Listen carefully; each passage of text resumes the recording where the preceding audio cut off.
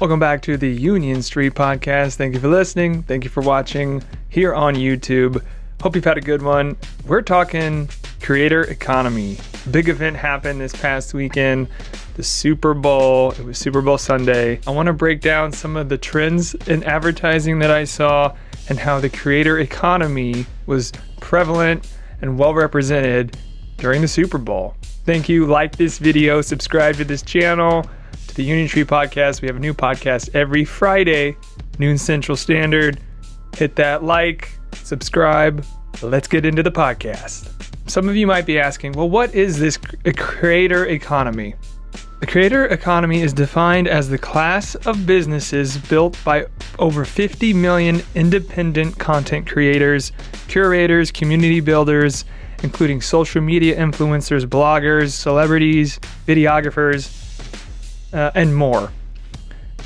So what does that mean? Basically, people with an online audience or brand that start businesses. And the creator economy has an impact of $25 billion on the nation's GDP in 2021 alone.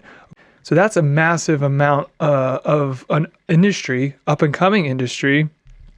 And we're now seeing these leaders of the creator economy break through into ads on the Super Bowl. This past weekend was the Super Bowl, a live event, one of the biggest TV nights of the year, and a huge day for advertising. It's estimated last year that there was $500 million spent in ads just during the Super Bowl. And that's a lot of money. That was last year, so I'm only assuming that it was even more for this year. We're going to talk about Prime with Logan Paul and KSI.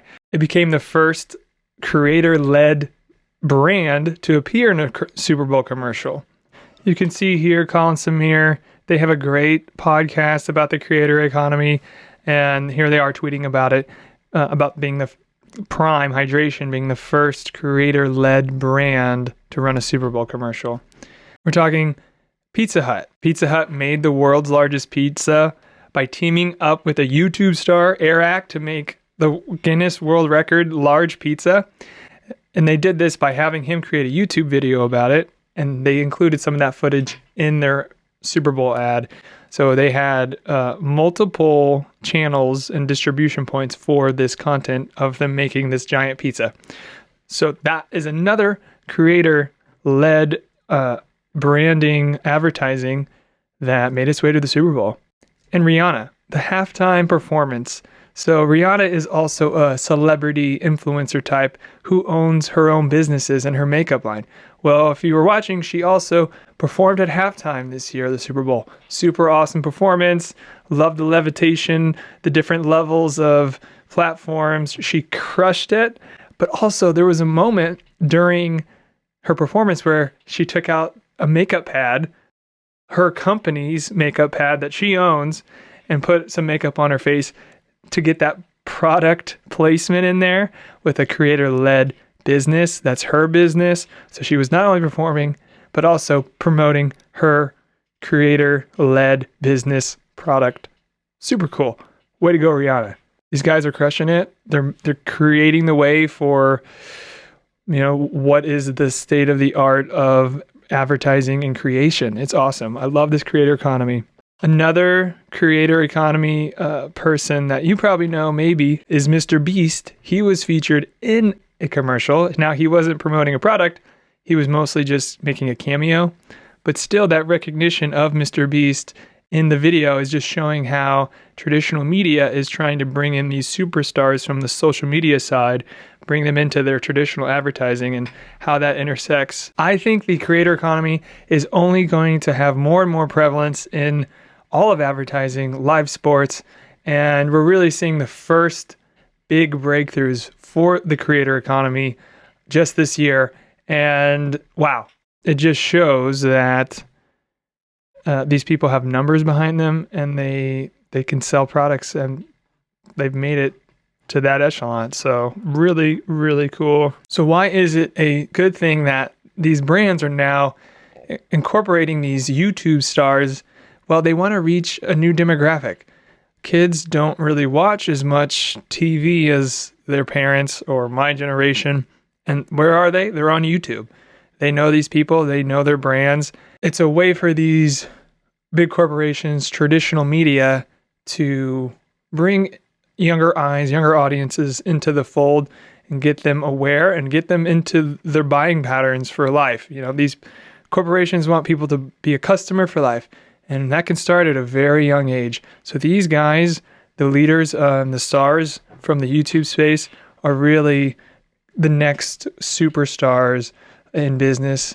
These guys are 20-something years old and already having at the helm of billion-dollar companies. It's amazing to see how much power and freedom creators can have in today's world. It really doesn't have any limits, and it's more empowering now than it ever has been to be a creator. There's more opportunity now than there ever has been to be a creator. It's just so exciting, and there's so much more possibilities that will come from just these people who are paving the way for, what's advertising going to look like the next 5-10 years. I think we're going to see more creator-led brands at the mainstream super level. In the grocery store, you're going to see more products from influencer or creators. I have interest in doing products too. We can be good at promotion and social media and building hype, but is there a product? What do you do with all that attention? Well, these creators are now leading the space and developing products, whether it's a chocolate bar, a hydration drink, or pizza. They're creating companies to leverage their audience and their media savvy into promoting a product, not just content. These creator-led brands will be the next Nike, Pepsi, Coca-Cola, if they don't sell beforehand, which, hey, if they do sell to one of those large companies, they've won. Good job. But I think that is literally the potential for the creator economy. And it's just so exciting. So I really want to do that at some point, have a product-based company that I can use my media skills to promote and hype. That'd be cool. It takes a lot to get to these points. These guys are literally at the lead of the entire industry. So what that might look like, I don't know. But hey, you got to dream, and these people can be an inspiration. I can be inspired by what's happening at the forefront and just adapt it to my own life situation and have a good time. Yeah, so I think it's only going to grow. It's a significant topic because of, we're in the media world, we're in advertising, production, so we want to keep an eye on these things. Did you have a favorite Super Bowl ad? We always did this in marketing class the day after the Super Bowl. Write about an ad, talk about the ad. Why did it work? Why did it not? We're excited. We're going to keep pumping out content, just like we always do. Final thoughts, the Super Bowl. I think that was a bad call at the end. I feel you for the Eagles fans. If you didn't watch the game, that's okay. So thank you for listening. Thank you for watching the Union Street Podcast. It's been a good one. Been short, but short and sweet. We'll keep cranking these out every Friday. Hey, follow us on all our social media. We're on Instagram, Facebook, TikTok, Twitter. Just type in Union Street Arts. We'll pop up somewhere. We have more announcements coming. So if you're listening to this, just go to our website, unionstreetarts.com. We've got all our information there. You can contact us on there. You can be request to be a guest on this podcast, unionstreetarts.com. Check us out there. We'd love to talk to you, hear your point of view, share your project, promote it. Hey, let's do it. Okay? So, thank you for listening. Thank you for watching. We'll see you next time.